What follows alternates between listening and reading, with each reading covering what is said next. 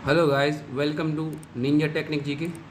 तो आज हम जैन धर्म के बारे में बात करेंगे और इससे पहले हम देखेंगे कि जैन धर्म की शुरुआत कैसे हुई।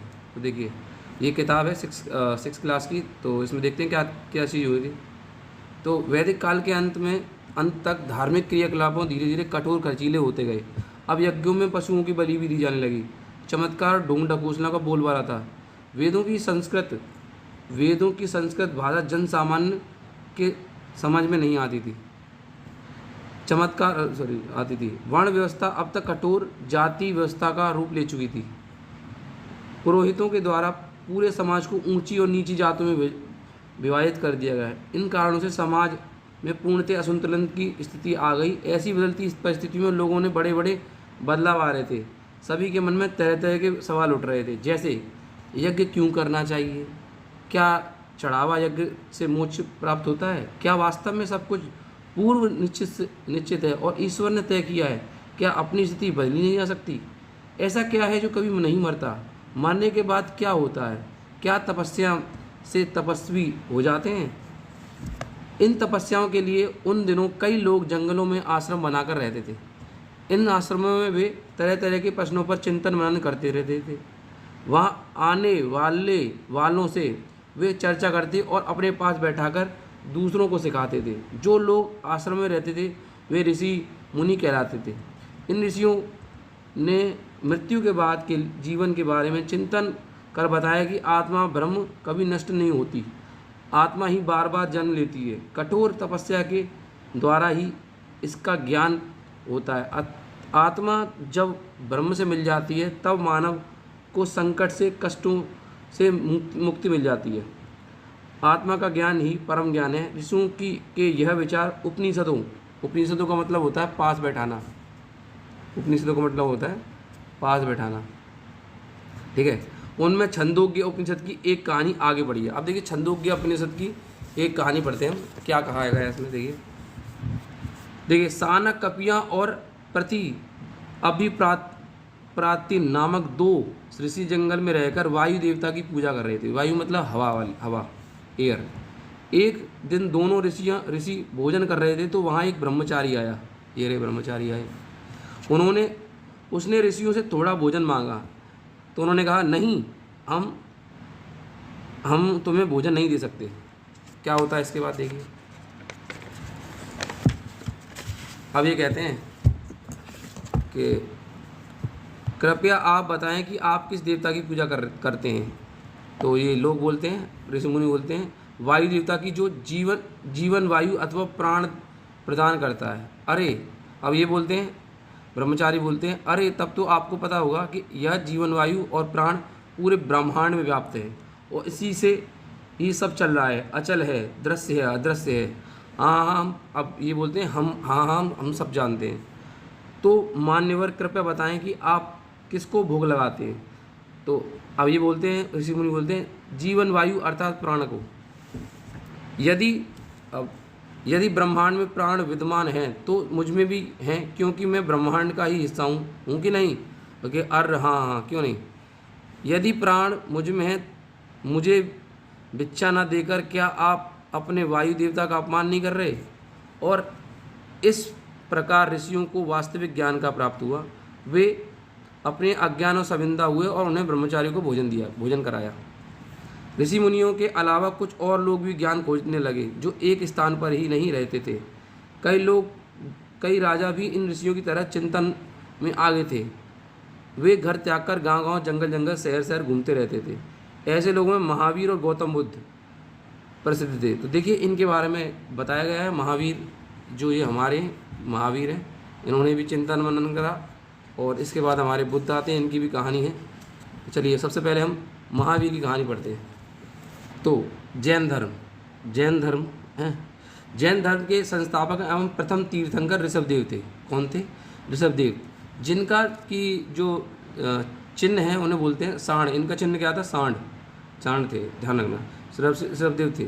जैन धर्म के 23वें तीर्थंकर पार्श्वनाथ वंशीय, इक्ष्वाकु वंशीय राजा, इक्ष्वाकु वंशीय इक्ष्वाकु वंशीय, यहाँ पे इक्ष्वाकु वंशीय राजा अश्वसेन के पुत्र थे। इनके द्वारा दी गई शिक्षा इनकी द्वारा शिक्षा दी गई कौन सी थी? हिंसा न करना, सदा सत्य बोलना, चोरी ना करना, संपत्ति ना रखना। तो इन्होंने दिए थे कौन? पार्श्वनाथ ने जी 4 वो दिए थे असत्य। अब देखिए, अब महावीर जैन है ना, चलिए महावीर स्वामी, इनका जो वो था चिन्ह क्या था? सिंह। जैन धर्म के 24वें अंतिम तीर्थंकर रहे। कौन से? 24वें अंतिम तीर्थंकर। तो जैन धर्म के पहले कौन थे? वो थे ऋषभदेव। 23वें कौन थे? 23वें पार्श्वनाथ थे। और जो अंतिम थे वो कौन थे? ये महावीर स्वामी थे। इनका जन्म 540 ईस्वी में कुंडग्राम वैशाली में हुआ। पिता का नाम सिद्धार्थ क्रातज्ञ कुल के प्रधान थे। माता का नाम त्रिशला लिच्छवी राज चेटक की बहन थी। पुत्री का नाम अनुज्या था प्रियदर्शी। और बचपन का नाम इनका क्या था? किनका? महावीर स्वामी का बचपन का नाम क्या था? वर्धमान। ठीक है। अच्छा, इनके वो रहे, क्या नाम है इनके जो दामाद का नाम क्या था? दामाद का नाम था जामिल। अच्छा, एक बात और समझिए, यहाँ पे इनके पिता का नाम क्या है? सिद्धार्थ। वहाँ पे गौतम बुद्ध का नाम सिद्धार्थ पड़ेगा। तो चलिए अब आगे पढ़ेंगे, कन्फ्यूजन नहीं होने का। अब चलिए चलते हैं ना। अब देखिए 12वीं, देखिए तो इन्होंने क्या किया? 12 वर्ष की तपस्या की। ऋजुपालिका नदी किनारे साल वृक्ष के नीचे इन्हें ज्ञान का बोध हुआ। इसी समय वे जिन विजेता, अरहत, पूज्य और निग्रंथ बंधनहीन कहलाए। अच्छा, महावीर ने अपना उपदेश प्राकृत अर्धामगधी भाषा में दिया, जो कि सब लोगों के समझ में आती थी। महावीर के प्रथम अनुयायी जामिल दामाद हुए। प्रथम अनुयायी इनके कौन थे? जामिल थे। प्रथम जैन भिक्षुणी दधिवान की पुत्री चंपा थी। जैन भिक्षुणी संघ की प्रधान चंदना थी। महावीर ने अपने शिष्यों को 11 गणधरों में विभाजित किया। 300 ईसा पूर्व जैन धर्म बटा। क्या में बटा? एक श्वेतांबर है और दिगंबर में।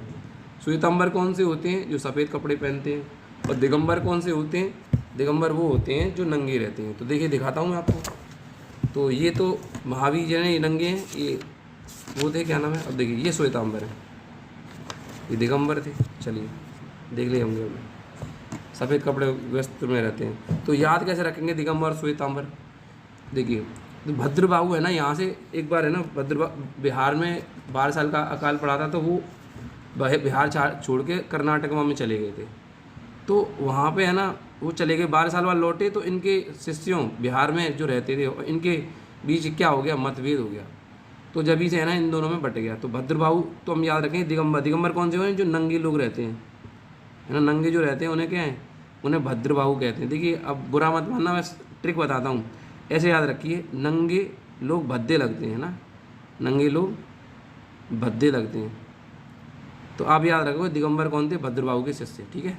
नंगे दिगंबर, अंबर मतलब आसमान को अपना वो मानने वाले, कपड़ा मानने वाले, है ना। तो नंगे लोग भद्दे लगते हैं। तो अगर ये तो है तो श्वेतांबर कौन होंगे? स्थूलभद्र के होंगे। आगे देखिए इनकी संगीति देखते हैं।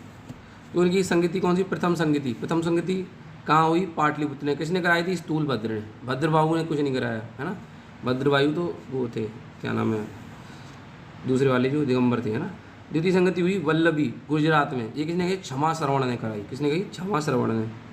अच्छा, जैन धर्म के त्रिरत्न कौन से हैं? सम्यक दर्शन, सम्यक ज्ञान, सम्यक आचरण। अच्छा, पंच महाव्रत कैसे हैं जैन धर्म के? अहिंसा, सत्य वचन बोलना, अस्तेय, चोरी ना करना। अस्तेय का मतलब होता है चोरी ना करना। अप्रेय, अपरिग्रह, संपत्ति ना रखना। ब्रह्मचारी बन के रहना। अच्छा, इनमें क्या क्या मान्यता है? ईश्वर की मान्यता नहीं है, आत्मा की मान्यता है, और पुनर्जन्म और कर्मवाद की मान्यता है। अच्छा, सप्तभंगी ज्ञान को क्या कहते हैं? स्यासवाद और अनेकांतवाद भी कहते हैं। सप्तभंगी ज्ञान को स्यासवाद और अनेकांतवाद भी कहते हैं। खजुराहो में जैन मंदिर किसने बनाए? चंदेल शासकों में। चलिए, जैन 3 तरह की जीवनी किस में है? कल्पसूत्र में। क्या में? कल्पसूत्र में। भद्रबाहु द्वारा रचित। भद्रबाहु ने क्या किया था? इन्हें रचा था, लिखा था। अब देखिए 72 वर्ष की आयु में 468 ईसा पूर्व बिहार राज्य के पावापुरी राजगीर में इनकी मृत्यु हो गई। अच्छा, अब ये कुछ इंपॉर्टेंट चीज़ें हैं। पारसनाथ झारखंड और माउंट आबू राजस्थान। पारसनाथ का जो मंदिर है वो झारखंड में, माउंट आबू में जो मंदिर है वो राजस्थान में, और श्रवणबेल गोला में गोमतेश्वर की मूर्ति है, ये इन्हीं की है। ठीक है, थैंक यू। खत्म। Bye bye, tata, goodbye, गया।